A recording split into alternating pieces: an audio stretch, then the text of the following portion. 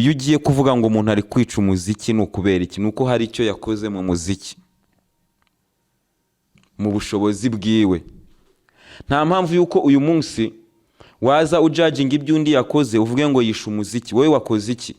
Rero niba umuntu yakoze indirimbo kumva ntabwo iri mu njyana ukunda, reka kuvuga ngo uyu muntu yisha umuziki, reka kuvuga ngo iyi ndirimbo ni mbi. Vuga ko indirimbo yagucanze, vuga ko indirimbo yagucanze, ureke kuvuga ngo indirimbo ni mbi, kuko wowe surinde wo kujudginga music. Ibyo byose rero ibyo byose bituma abantu icyizere cyabo kigabanuka, kuko hari abasenga bagasenga bikarangira batabibonye, bigatuma kwizera kwabo kuba guke, noneho bakiyambaza n'iki n'izo nzira yo kuraguza. Twarabyizeye cyane kubera ko ababituzaniye baje badutera ubwoba batubwira bati nutajya gusenga, nutizera Imana uzashya inshuro zingaya, turutoki rumwe ruzajya rushya imyaka 1000. Abakatolike bo bavuga ikintu cyitwa purgatori, aho niba ufite basogokuruza bawe bakagombye kukubera nk'abatagatifu, akaba ari bo wiyambaza, nibo bakagombye kuba bakurinda, ariko baraza bakagushaka bakakubura kubera ko witwa Jean Claude. Ejo bundi twabonye idini ya Anglikani. Idini ya Anglikani irimo irazana ikintu bita ubutinganyi, barashaka kuzajya basezeranya abatinganyi mu rusengero.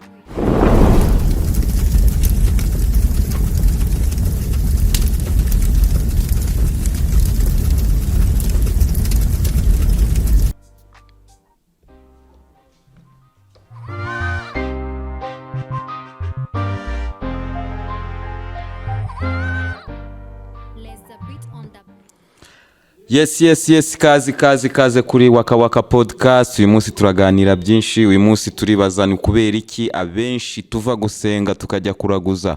Uyu munsi turaza kubirebera hamwe muri iyi podcast. Turaza no kuganira ku bantu benshi bamaze iminsi banyohereza message kuri telefone yanjye mumbaza muti, mumbwira muti gira icyo uvuga ku bantu bari kwica music. Ati hari abantu bari kwica umuziki nyarwanda, hari abantu bari kwica umuziki, hari abantu bari kwica umuziki.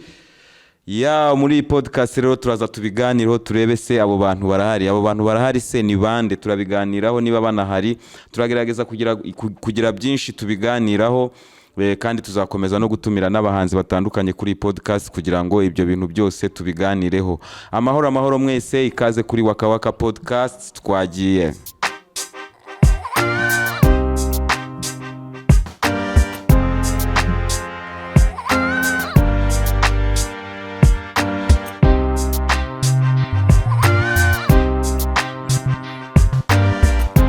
Yes, abantu mukomeje kwibaza ngo kuki nzanye iyi topic, ariko ni topic nabonye nanjye birancanga. Ndavuga ati abantu benshi turajya gusenga ariko ntabwo twizera Imana dusenga, ntabwo twizera ko ku rusengero ibyo dushaka byose tuzabikurayo.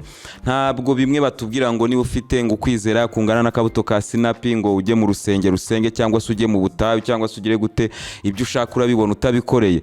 Ibyo byose rero ibyo byose bituma abantu icyizere cyabo kigabanuka, kuko hari abasenga bagasenga bikarangira batabibonye, bigatuma kwizera kwabo kuba guke, noneho bakiyambaza n'iki n'izo nzira yo kuraguza. Abenshi bakava gusenga bajya hehe? Bajya kuraguza, kugira ngo urebe hano nibyanga wenda hariya birakunda. Nukubera iki rero abantu benshi bava gusenga bakajya kuraguza? Nkuko twatangiye tubivuga mu ntangiriro z'iki kiganiro, nge mbona impamvu nyamukuru nuko turi mu bintu bya gikristo. Buri wese afite idini asengeramo, buri wese afite ahantu ajya gusenga buri ku cyumweru, kwa gatandatu, kwa gatanu. Mu by'ukuri buri wese afite ahantu imyizerere iri, wenda sinza niba hari n'abameze nkanjye. Ariko iyo tugiye gusenga tuba turi gusenga mu madini twahawe ku gahato, twahawe nyuma y'uko Afurika itsinzwe. Ni ukuvuga ngo turi abakristo kubera ko Afurika yatsinzwe urugamba rw'abayiteye. Abazungu batwinjirira, abera batwinjira muri Afurika, batuzaniye ibyabo, batwigisha ko ibyacu atari byiza, ariko biriya byacu biri muri kamere yacu, biri mu muco wacu. Niyo mpamvu usanga benshi gusenga ntabwo bihagije, utagiye kuraguza ngo utere indagu ngo umenye ngo ese iyi match tugiye gukina tuzayitsinda, ese umugabo wanjye arankunda. Abenshi barabisengera ariko bakiyambaza n'ako kantu kubera ko nta kantu kari mu muco wacu, kandi numva ko kagumaho, kubera ko ibyo twabwiwe twarabyizeye cyane, kubera ko ababituzaniye baje badutera ubwoba batubwira bati nutajya gusenga, nutizera Imana uzashya inshuro zingahe, urutoki rumwe ruzajya rushya imyaka 1000. Abakatolike bo bavuga ikintu cyitwa purgatori, ni ukuvuga ngo iyo upfuye uzabanza uce muri purgatori. Ibyo byose bishyira umunyafurika mu bwoba, cyane cyane abanyafurika ni abantu bafite santima, bafite amarangamutima, ni abantu bagira amarangamutima menshi cyane. Rero bikabatera ubwoba. Wabigisha noneho ibyiza biri muri paradizo, ukababwira muri paradizo ntabwo uzajya ku kazi, uzabyuka urye, abagore beza bazaba hari, ibintu byiza birenze ibyo twabonye bizaba bihari. Ibyo ngibyo bigatuma abantu batinya, bagira ubwoba, noneho bakavuga bati reka kwizera kwacu tugushyire mu bintu bya gikristo, kuko Kristo nk'uko babitubwiye niwe nzira n'ukuri n'ubugingo. Ntawe ujya kwa data atajyanywe na Kristo. Ibintu ngewe mu by'ukuri ngewe ntemera gutyo, kuko dusubiye inyuma gatoya, umuzungu azana idini yabo hano muri Afurika, yaraje asanga umunyafurika yicariye iwe mu gikari, umuzungu arakomanga, umugabo arafungura, ahita amubwira ati ni karibu, undi ati nkuzaniye ubutumwa bwiza. Undi acyumva ko bamuzaniye ubutumwa bwiza, arihuta azana agatebe ati cara ahangaha, ati urakeneye amazi yo kunywa, tukwakiriza iki, niba ari amata, niba ari akabyeri, niba ari iki cyari gihari icyo gihe baramuhereza. Bamaze kumuhereza, amaze kugasoma, amaze kwicara yicaye neza, aramubwira ati nari nkuzaniye ubutumwa bwiza. Ati iri iwacu hari mwene wacu, umuvandimwe wacu wapfuye, wishwe kubera mwebwe. Umunyafurika arikanga, atangira kureba mu bavandimwe be, arebe se uyu mwene wabo w'uyu muntu yaba yarishwe na mwene wacu. Arambwira ati reka nitwe twamwiyiciye. Ndetse aravuga ati none si ibyo bintu bindebaho iki, ko mwiciye umuvandimwe wanyu, ari mu mwiciye, ni gute ari twebwe yapfiriye? Ngo yapfiriye ibyaha byanyu, ngo yapfuye kugira ngo muzabeho neza, yapfuye kugira ngo muzababarirwe ibyaha, muzajye mu ijuru, muzabone ubuzima buhoraho, hehe no gupfa, hehe no kurwara, hehe n'ibibazo, hehe no gusonza. Niyo mpamvu yapfuye kugira ngo muzakizwe, mujye aho hantu. Ngewe rero kuri uyu munsi muri iyi podcast nkanjye iyo mbitekereje mitavuga ati no, n'umunyafurika byaramucanze, aravuga ati ibyo bintu ntibibaho. Nanjye koko uyu munsi utekereje, wari wabona umwere cyangwa umuzungu wapfiriye umunyafurika? Nubibona uzambwire. Abanyafurika baracyapfa, barapfa muri Mediterranean bambuka bashaka guhungira mu Burayi. Abanyafurika barapfa mu ntambara zitandukanye, abanyafurika barapfa mu byorezo, abanyafurika barapfa kubera ubukene, baricwa n'inzara, baricwa n'indwara zidakira. Uwo muntu yabapfiriye ryari? Yabapfiriye kugira ngo batababara gute? Ko bapfa mu buryo bwose bubi bushoboka muri Afurika. Imibabaro, agahinda ko bibarizwa hano muri Afurika. None uwo mwene wanyu wapfuye yadupfiriye ngo dukizwe iki? Yapfuye ngo tubeho neza, ko ntabyo tubona. Rero nge numva ko uyu munsi rero twaratsinzwe, dutsindwa iyo ntambara, twemera kuba ingaruzwa muheto, twemera idini ryabo batuzaniye, twemera kuba abakristo, turemera turabatizwa, abami bacu barabatizwa ku gahato. Umwami utarabyemeraga bahitaga bamuhirika. Ni ukuvuga ngo ugiye mu bintu bijyanye na Christianisme, ni ibintu birimo amateka ashaririye menshi cyane, kubera ko nyuma y'uko idini y'abakristo ibaye idini y'itegeko ku bwami bw'abaromani, abantu bigishijwe gukurikira amadini ku mbaraga z'ubugi bw'inkota. Ibintu by'abakristo kubyigisha abantu ni ibintu byisha abantu benshi cyane. Hamaze kuza Islam, abayisilamu bahangana n'abakristo, izo ntambara ni intambara zisha abantu benshi cyane. Urica umuntu ngo kubera ko mudahuje idini, ukumva ko kubera ko mudahuje idini ubunyarwanda muhuriyeho ntacyo bumaze. No mu miryango iyo mudahuje idini biba ari ibintu abantu benshi, bituma mu miryango abantu benshi badashobora kubana neza. Ibyo bintu ni ibiki? Njyewe iyo nganire n'abantu b'amadini nkabagerageza kubarezona, barambwira bati idini ni ikintu cyiza kubera ko turahura tukaganira, kandi urabona ko nta kintu kibi idini yigisha. Nibyo, nta kintu kibi idini yigisha. Ariko uyu munsi witwa Jean Paul, uriya yitwa Jean Claude, uriya yitwa Michael, uriya yitwa Gerard, uriya yitwa amazina menshi twafashe y'abasogokuruza b'abantu tutazi. Ubu ngubu twataye ibisekuru byacu.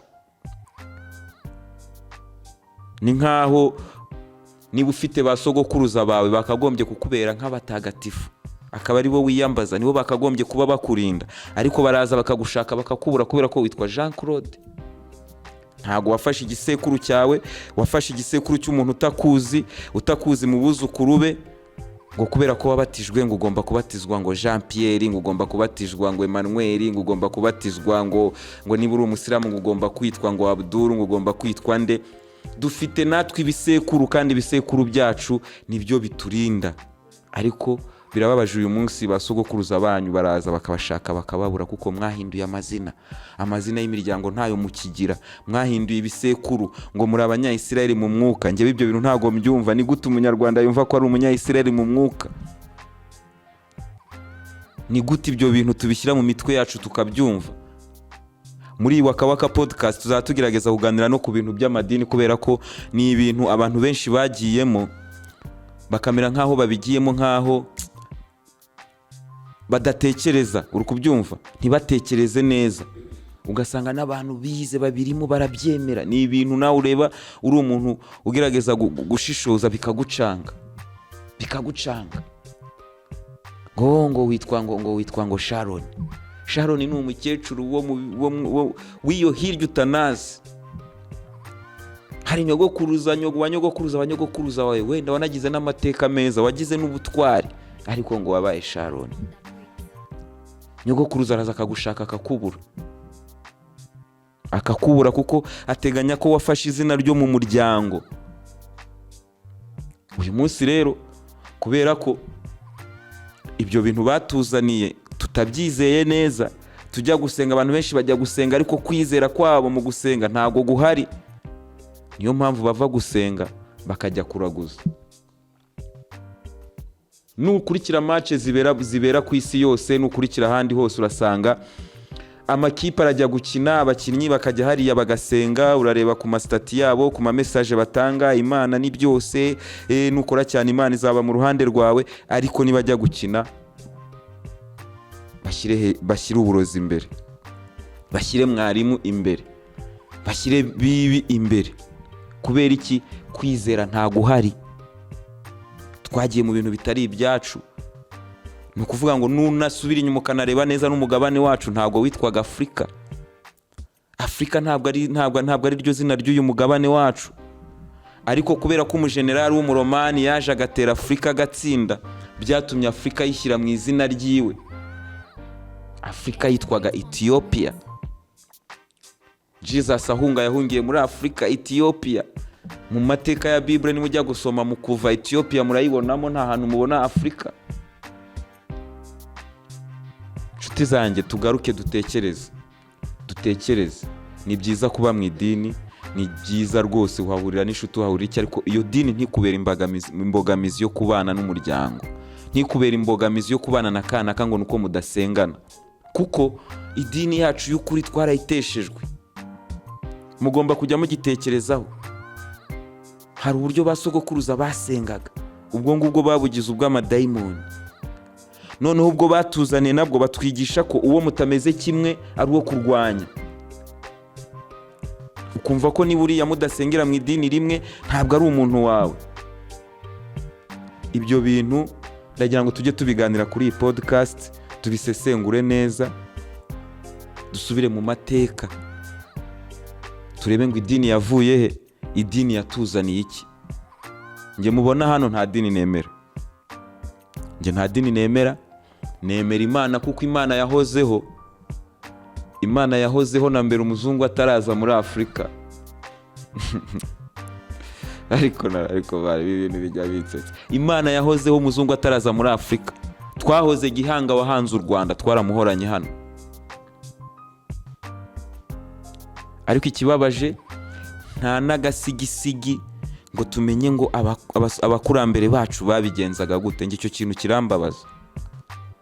naho bagerageza kukurangira ubona ko ntabwo babizi neza ibyo bintu. Twebwe baraje batwiba ibyacu byose, banatwigisha ko ari bibi, ku ngufu, ku giti, turayoboka. None ubu ngubu amateka atangiye kutubwira, dutangiye gushaka kumenya ibyacu, ntaho kubishakira hahari.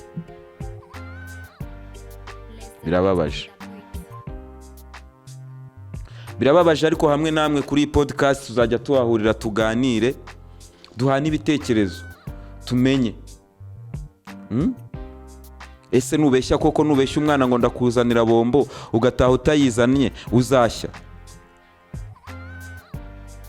Ese ni wikubitira reka ne kuvuga ngo kwikubitira umwana ko gukubita abana ntibikibaho, byaracitse, ariko mvuge nti nubeshya umuntu nko muri blague ukamubeshya akantu ka blague uzashya? Ese koko uwibye igifungo angana n'uwishe? Ariko bana yaje, uwibye igifungo angana n'uwishe? Kera Kiliziya Gatulika ikiri yonyine yidegembya, amadini yandi ataraza ngo ayicarenjinge, hari icyo bitaga purgatori. Purgatori yari business ya Kiliziya Gatulika, yari igamije kugira gute? Kwinjiza amafaranga aturutse mu banyabwoba. Abanyabwoba batinya iki? Batinya purgatori. Batubwiraga ko niba upfuye umubiri wawe yego umubiri wawe urashyingurwa, ariko roho yawe ibanza guca muri purgatori, aho ibabarizwa ngo naho roho zogerezwa, ngo zikababazwa, zikanyura mu bigeragezo byinshi cyane. Rero iyo utatangaga amafaranga bitaga ngo ni ituro, niba ari ituro rya purgatori, roho yawe yatindaga muri purgatori. Ibyo bintu Kiliziya Gatulika yabivanyeho nyuma yuko Martin Luther aje agahindura ibintu byinshi muri Kiliziya Gatulika. None nabo babona ko icyo kintu koko bakibeshyagaho, barapudetinga, barahindura. Uvuga ngo purgatori urayisengera. Muri Gatulika waraza ukabwira musenyeri ibyaha byawe, ukamubwira uti nge nakoze ibi n'ibi, agahita akubwira ati noneho musaza wowe genda usome ndakuramutsa Mariya 5, ubundi uzazane hano ihene 5, intama zingahe, zahabu ingana gutya na gutya, ubundi ibyaha byawe uzaba ubibabariwe, ijuru uzaba uribonye. Murabyumva namwe? Ni ibintu byari bihari muri Kiliziya Gatulika, nimusubira inyuma murabisangaho. N'uyu munsi abakatolike muracyajya gusomera abapadiri ibyaha byanyu. Siko bimeze?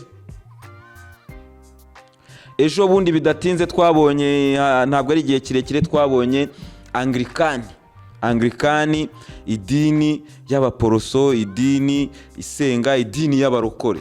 Reka mvuge gutyo, idini y'abarokore. Niyo bavuze abarokore njye birancanga, nibaza ngo mwarokotse iki? Bikancanga kuko ntabwo bavuga ngo umurokore w'intambara itararangira. Iyi si turacyayirimo, turacyari mu bigeragezo, nta mpamvu yo kwiyita abarokore. Ntabwo intambara irarangira, urugamba rwo kuri iyi si ruracyakomeje. Ni gute wiyita umurokore? Warokotse iki? Kukiri mu bigeragezo Satani aracyagufite gutya, barangiza ngo uri umurokore, barakubeshya. Ejo bundi twabonye idini ya Anglikani. Idini ya Anglikani irimo irazana ikintu bita ubutinganyi. Barashaka kuzajya basezeranya abatinganyi mu rusengero. Muribaza icyo kintu? Barashaka kujya basezeranya abatinganyi mu rusengero muri Anglikani. N'uyu munsi turi kubyumva ko ari sacrilege, hano tukabyumva ngo ngo Anglikani yo mu Rwanda ngo yitandukanyije na Anglikani ya hariya, ngo yo muri South Africa yitandukanyije niyo mu Bwongereza. Ariko banza umenye ngo Anglikani ubwayo yaje ite? Anglikani ni idini yaje ikomotse cyangwa se ivutse mu irari ry'umwami w'Ubwongereza. Ni ukuvuga ngo umwami w'Ubwongereza yashatse kurongora undi mugore, bamutandukanyije n'undi mugore n'umwamikazi, umugore wa mbere w'isezerano. Papa mutera utwatsi, aramubwira ati ntabwo bishoboka, ntabwo nabatandukanya, muri Kiliziya ntabwo dutandukanya abo Imana yateranyije. Umwami kuko yari yashakaga kwirongorera undi mwana, ahita amubwira ati noneho wowe nta nubwo ukiri papa wa Kiliziya ya hano mu Bwongereza, Kiliziya ya hano tuyise Anglikani. Ni gutyo Anglikani yaje. Ni nayo mpamvu iyo muyirebye mubona ni idini rijya gusa n'abakatolike n'ibintu byegeranye. uyu munsi rero Anglikani igiye gusezeranya abatinganyi.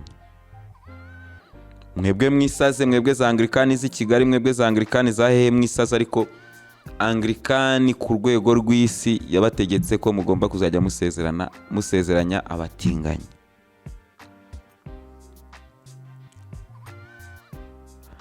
Ndagira ngo rero wibaze idini wakurikiye imyaka yose, ukizerera mu byo yakubwiye, ukizerera mu byo bakwigishije. Uyu munsi nubona hatangiye kuzamo ibintu bitandukanye n'imyizerere bakwigishije, uzabyakira gute? Niyo mpamvu kuri podcast mvuga ngo tujye dutekereza. Ntibakakubwire ngo aya nama yobera amatagatifu. Kubera ikintu kukubuza gutekereza. Ugomba gutekereza. Imana yaguhaye ubwenge, Imana yaguhaye idini ya nyayo, yaguhaye umutima ushishoza ukubwira ati iki ni cyiza, iki ni kibi. Niyo mpamvu ngewe muri podcast nzanamo akantu kiyobokamana kugira ngo tubiganireho. Imana turayizi, Imana turayikunda, ariko ntabwo bisaba ngo twemere ngo hari uriya ngo wadupfiriye ngo uyu munsi ngo tubeho neza. Gute se tubayeho neza se ubundi?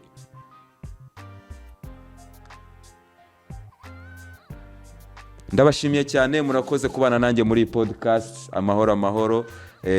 Tuzakomeza tuganire ku biganiro bitandukanye, ariko mbere yo kurangiza nari ndangije kare, hari indi topic tugomba kuganiraho.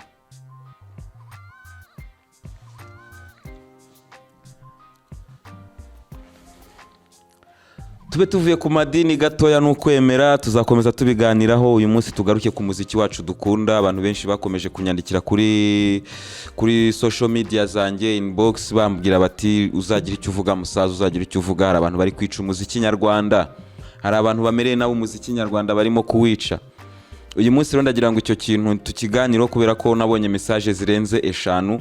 Icyo kintu ndagira ngo tukiganireho neza, nta kunyura ku ruhande. Iyo ugiye kuvuga ngo umuntu ari kwica umuziki, ni ukubera iki? Nuko hari icyo yakoze mu muziki, mu bushobozi bwiwe. Nta mpamvu yuko uyu munsi waza ujudging ibyo undi yakoze uvuge ngo yisha umuziki. Wowe wakoze iki? Wowe wakoze iki? Ko uyu munsi umuziki wacu abantu benshi mwigiza abajudge, abantu benshi mwigiza abantu muzi kumva imiziki myiza. Umuziki mwiza ni uwuhe? Umuziki mwiza ni uwuhe? Uwisha umuziki ninde? Uwisha umuziki ni wowe wirirwa uririmba ngo bisha umuziki nyarwanda. Umuziki nyarwanda uri kuzamuka, ufite direction nziza, abahanzi nyarwanda bari gukora neza, hari abashoramari bari kuzamo barimo gutuma dukora n'ibintu birenze. Ariko ukavuga ngo umuziki nyarwanda ngo bawishe. Mbere yo kuvuga icyo kintu, umuntu uzajya yandika icyo kintu ngo umuziki nyarwanda ngo bawishe, ujye ubanza bibaze ngo uyu muntu yakoze iki gituma ajudginga abandi ngo bishe umuziki nyarwanda. Ni ibintu bibabaje cyane, kuko twebwe twatangiye gukora music, nubwo tuvuga ngo turi muri generation zatangiye ikiragano gishya cy'umuziki, ariko twasanze hari ba Ben Rutabana bakoraga music, twasanze hari Victoire wari umaze gusohora indirimbo, twasanze hari KGB, twasanze hari ba Mavenge Sudi bari barakoze album mu gihe cyabanjirijeho gatoya. Ariko mu gutangira kwacu abantu batubwiraga ko turi kwica umuziki. Nagira ngo icyo kintu nkibabwire mu cyumve.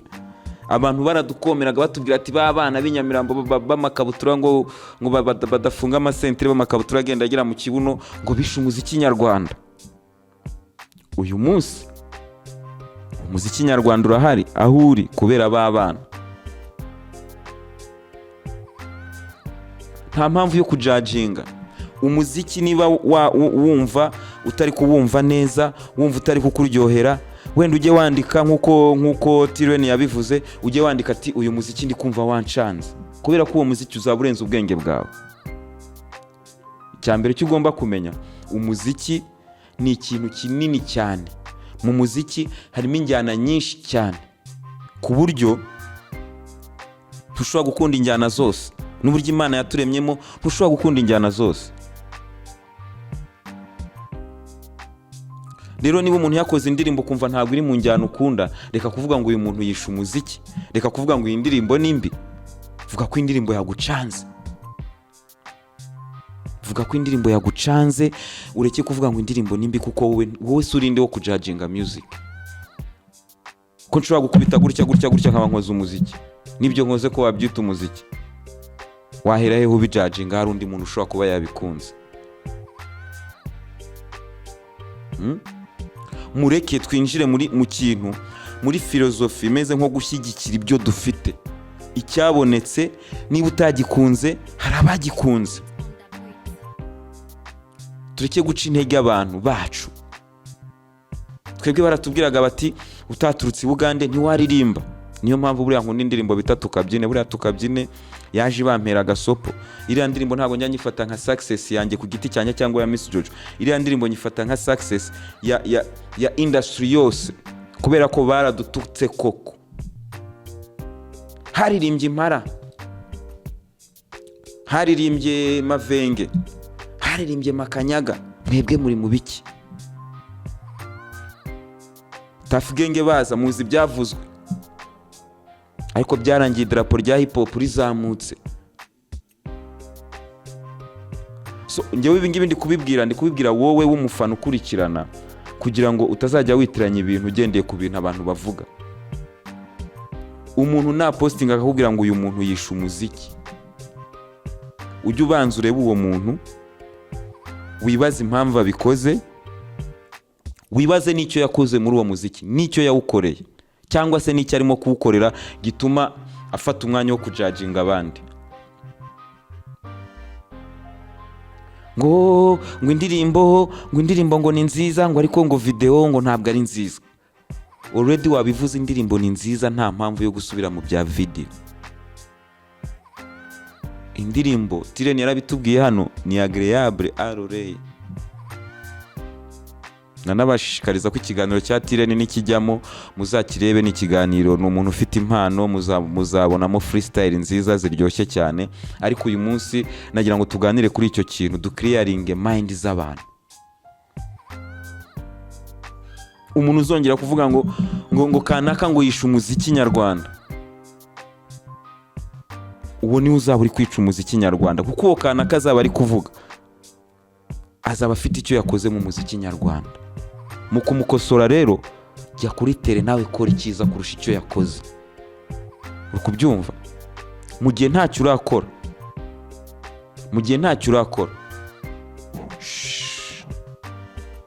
funga umunwa, ntacyo kuvuga ufite. Twaragowe hano, ukora indirimbo, ugasohora indirimbo, aho ugira ngo abantu enjoying indirimbo, baratangira kujudginga. Who are you? Wakoze izi album zingahe wowe? Wakoreye abandi bahanzi, abahe bahanzi bakomeye ku isi batuma uza kujudginga ibyo dufite hano? Nge ndashimira bashiki bacu ba travelinga, bashiki bacu beza bafite ama platform ateye imbere cyane, bafite aba followers benshi. Ndabashimira cyane kuko mugira uruhare mu gutuma music yacu igera kure. Buriya iyo mukoresheje music yacu ku mastati yanyu, muri gupostinga videos zanyu mugakoresha music yacu, ni promotion ikomeye cyane, kubera ko u Rwanda dufite bashiki bacu beza rero batubera aba ambassador, bagatuma music yacu igera kure. Abo ngabo ndabashimira cyane. Ariko wowe aho wicaye uri hariya tu, you just there urarerembura ngo abantu ngo bishe music. Mother squad. Iyi ni Waka Waka podcast, tujye duhurira hano. Ndagira ngo mumpe ibitekerezo kuri ibi bintu tuganiriyeho, mukomeze muduhe ibitekerezo, tuzatuza twicare hano tubiganire. Izi ni comment zanyu mwari mwampaye, ndagira ngo mukomeze mushireho comment, nzajya nzisoma, nicare hano tuziganire, nta guca ku ruhande, dukora ikiganiro tuganire. N'umuntu ukunda umuziki abashe kumva avuga ati ese koko iki nicyo cyangwa si cyo, kubera ko abantu benshi, kubera ko bafite platforms, usanga ngo afite ngo followers benshi, ngo afite iki niki, ngo agomba kuvuga ibyo yishakiye. Ntabwo mugomba gukurikirana ibyo bintu, mugomba kumva ko music niba utayumva yagucanze, reka uyumva ayumve. Murakoze cyane rero. Iyi ni Waka Waka podcast. blessing.